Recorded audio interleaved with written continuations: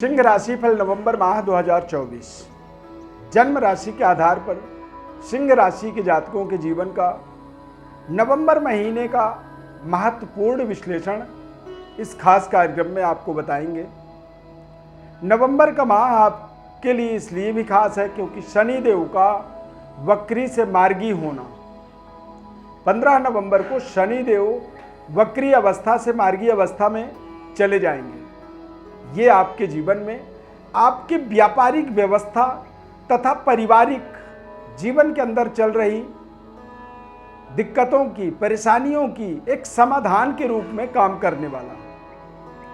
कारोबार व्यापार में यदि किसी भी तरह की कोई दिक्कत थी वो दूर हो जाएगी शनि देव के वक्री से मार्गी हो जाने पर। शनि के साथ साथ सूर्य का नीचस्थ प्रभाव जो है 16 नवंबर तक रहने वाला है। 16 नवंबर के बाद सूर्य देव तुला राशि से वृश्चिक राशि में गोचर करेंगे, यानी कि केंद्र का स्वामी होकर के केंद्र में ही जब कोई ग्रह गोचर करता है तो ये अपने आप में एक प्रभावशाली सिचुएशन बन जाती है, दिग्बली माना जाता है ऐसे में सूर्य देव को, बृहस्पति को, और ये हमारे जीवन में विशेष योगकारी बन जाते हैं। सूर्य का योग आपके जीवन में जब जब सूर्य बलवान होता है तो ये आपको आपके प्रतिष्ठा का, आपके मान सम्मान का और आपके वर्चस्व का विस्तार करता है। तो नवंबर का माह बेहद खास आपके जीवन में रहने वाला है। पूरी सटीक विश्लेषण आपको इस खास कार्यक्रम में बताने वाले हैं। ध्यानपूर्वक कार्यक्रम को आपको अंत तक देखना होगा। यदि समय का अभाव है तो आप इस कार्यक्रम को अपने वॉच लिस्ट में सेव कर सकते हैं और जब आपके पास टाइम हो तो आप फिर बैठ करके ध्यानपूर्वक कार्यक्रम को देखें। मैं ईश्वरविंद दिव्यव्रत ज्ञान चैनल में आपका बहुत बहुत हार्दिक स्वागत करता हूं। नमस्कार, जय माता दी, जय श्री राम। इस चार्ट के माध्यम से आप देख सकते हैं सिंह राशि के जातकों के जीवन में नवंबर के महीने में होने वाले महत्वपूर्ण ग्रहों की व्यवस्था को आपको बताएंगे, समझाएंगे और इससे आपके जीवन में क्या क्या परिवर्तन होगा उसे भी आपको समझाएंगे। सबसे पहले तो सूर्य नीच राशि में होने के कारण से सेहत, स्वास्थ्य, शारीरिक रूप से यदि कोई दिक्कत है, कोई परेशानी है आपको, तो उन दिक्कत परेशानियों की नवंबर के महीने में 16 नवंबर के बाद आपको ज़्यादा रफ्तार से सुधार होता हुआ दिखेगा। 16 नवंबर के बाद आप अपने पद प्रतिष्ठा का विस्तार भी और अच्छे तरीके से स्वयं कर पाएंगे। अब हमारा पद और प्रतिष्ठा का विस्तार कैसे होता है? तो जब हम अपने जीवन में कुछ अच्छा कार्य करते हैं, जब हम कुछ अच्छे निर्णय लेते हैं तो वो अच्छे कार्य, अच्छे डिसीजंस हमें समाज के अंदर विशेष तरीके से प्रतिष्ठित बनाते हैं, प्रतिष्ठा की प्राप्ति करवाते हैं। अब जैसे ही सूर्य का गोचर वृश्चिक राशि में होगा तो वहां पर बुध और शुक्र भी विराजमान रहेंगे। शुक्र का गोचर 7 नवंबर तक वृश्चिक राशि में रहने वाला है और 7 नवंबर के बाद शुक्र ग्रह धनु राशि में गोचर करेंगे और बुध जो है वृश्चिक राशि में ही गोचर करेंगे। और बुध का लगातार इस माह में गोचर वृश्चिक राशि में रहने वाला है क्योंकि बुध जो है 26 नवंबर को वक्री होने वाले हैं। तो जब बुध वक्री होंगे तो फिर वो वृश्चिक राशि में और लंबे समय तक रहने वाले हैं, यानी कि एक परफेक्ट जो है बुधादित्य योग सिंह राशि वाले जातकों के लिए चतुर्थ भाव में बन जाएगा। और बुध और सूर्य की युति यदि चतुर्थ भाव में बन जाए तो ऐसी स्थिति में आपको आपके जीवन में आपके बौद्धिक विकास, आपके अपने कार्य प्रणाली में, आपके काम करने के तौर तरीकों से आपको लगातार लाभ होगा। और जब लगातार आपको लाभ होगा तो आप देखेंगे कि आपका बैंक बैलेंस बढ़ेगा, आपके घर में सुख साधनों का विस्तार होगा और आप लगातार लग्जरी सुख सुविधाओं को इंक्रीज करेंगे।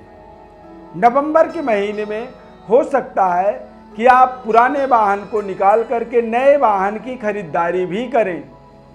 छोटे से घर से निकल करके किसी बड़े घर में गृह प्रवेश करें और माता के सेहत स्वास्थ्य में भी चल रही समस्याओं का आपको एक बड़ा समाधान नवंबर में प्राप्त हो सकता है। बृहस्पति वक्री अवस्था में गोचर करेंगे। बृहस्पति आपके कैरियर के स्वामी हैं। बृहस्पति का गोचर आपके जीवन में बेहद शानदार। दिग्बली बृहस्पति आपको आपके कार्य क्षेत्र में, आपके संबंध रिश्तों में और आपके लव लाइफ को लगातार मजबूत बनाने में सहयोग कर रहे हैं। बृहस्पति की जो दृष्टि है ये आपके जीवन में आपके लड़ाई के अंदर विजय का एक संकेतक बना हुआ है। पुराने लेन देन, पुरानी जो झंझट थी वो दूर होता हुआ आपको पूरे नवंबर के महीने में दिखने वाला है। अब यहाँ पर हम बात करेंगे शनि की।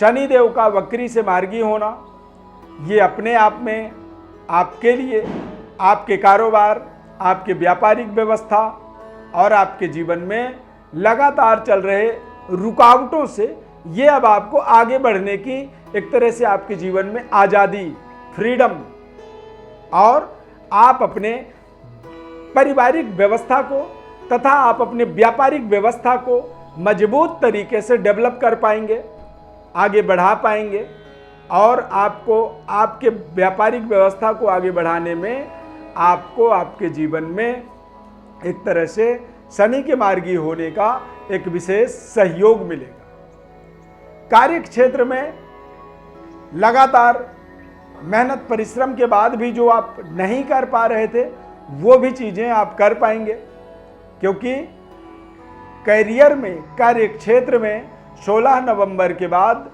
सूर्य देव की दृष्टि पड़ेगी और सूर्य आपके एक तरह से कारक, आपके हित में, आपके पक्ष में काम करने वाले प्लैनेट होते हैं। ये आपके लिए एक तरह से सहयोग करते हैं क्योंकि आपके राशि के स्वामी हैं। तो यदि आपकी राशि के स्वामी हैं और इनकी दृष्टि आपके कैरियर में, कार्य क्षेत्र में पड़ेगी तो आपको आपके कैरियर में विशेष तरीके से डेवलपमेंट होता हुआ दिखेगा। ये अपने आप में एक ऊर्जा, एक तरह से पावर, रिसोर्स, और हम जीवन में कोई भी डेवलपमेंट करते हैं तो हमारे लिए या तो कोई ना कोई हमारा एडवाइजर होता है जो हमें बताता है, सलाहकार, या फिर कोई हमारा बॉस होता है, या फिर कोई हमारा उच्च स्तरीय डीलर होता है, फाइनेंसर होता है जो हमें लगातार फाइनेंस पैसे देता है कि आप काम करिए, मैं आपको पेमेंट पैसे देता रहूँगा और हम अपने काम को लगातार अच्छा करते चले जाते हैं। तो इस तरह की जो हमें एक हेल्प होनी चाहिए वो सूर्य देव के आधार पर ही इसे समझा जा सकता है, क्योंकि सूर्य देव का गोचर आपके पक्ष में। अब सूर्य का वृश्चिक राशि में गोचर होने से सूर्य देखेंगे बृहस्पति को और बृहस्पति आपके 5th हाउस हैं। बृहस्पति पर सूर्य की दृष्टि या सूर्य पर बृहस्पति की दृष्टि पड़ने से आप या तो स्वयं के बुद्धि से या फिर आप अपने प्रियजनों, खासकर अपने संतान के सलाह से, संतान के बुद्धि से आप कुछ बड़े डिसीजंस नवंबर के महीने में ले सकते हैं जो आपके लिए बेहद लाभदायक साबित होगा। भाग्य का स्वामी मंगल नीच राशि में गोचर करने वाला है 12 भाव में, तो ऐसे समय में आप अपने रिलेशनशिप में, पारिवारिक जीवन के अंदर यानी कि पति पत्नी के बीच में विशेष आर्ग्यूमेंट इत्यादियों से अपने आप को बचा के रखें।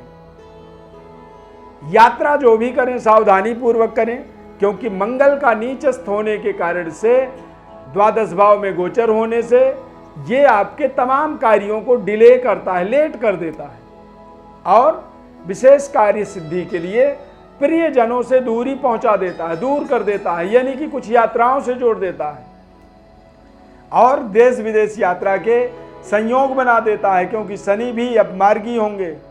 तो व्यापारिक व्यवस्था को सुदृढ़ बनाने के लिए भी आप कुछ बड़ी यात्रा नवंबर के माह में आप कर सकते हैं, या फिर अपने विशेष कार्य सिद्धि की योजना से यात्राओं को आप संपन्न कर सकते हैं। तथा मंगल के कमजोर होने से आपको इस पूरे महीने में अपने भाग्य के प्रति जागरूक रहनी चाहिए। इस पूरे माह में भाग्य का सहारा लेने के बजाय आप अपने कर्म का, अपने आत्मबल का, अपने कॉन्फिडेंस का आप सहारा लेंगे तो आप ज़्यादा सफल होंगे।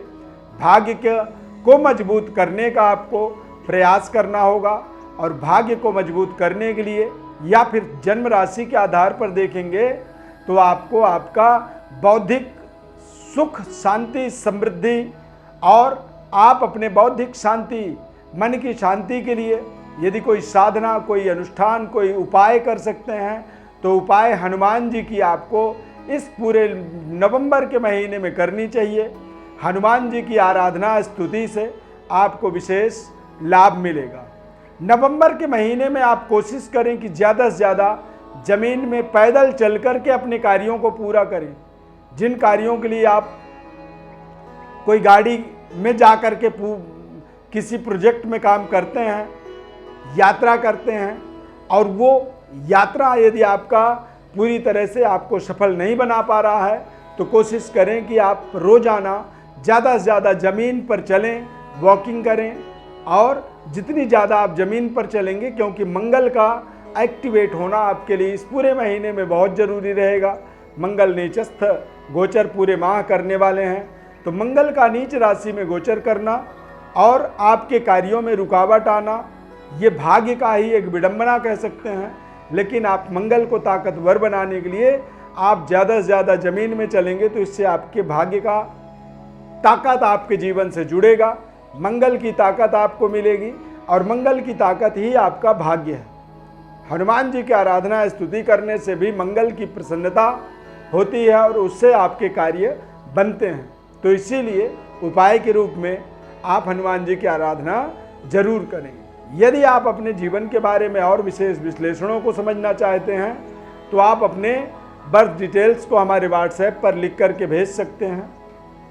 आने वाले भविष्य का जो प्रेडिक्शन है, फलादेश है, वो आपके जन्म कुंडली के आधार पर आपको हमारे द्वारा बताया जाएगा निःशुल्क रूप से। यदि आप जन्म कुंडली का विश्लेषण के साथ साथ इसे ज़्यादा से ज़्यादा लोगों को और शेयर भी करते हैं तो वो भी हमारे लिए थोड़ी सी हेल्प होता है। इसीलिए आप सब्सक्राइब भी कर सकते हैं, लाइक कर सकते हैं और ज़्यादा से ज़्यादा इन लोगों को शेयर करें।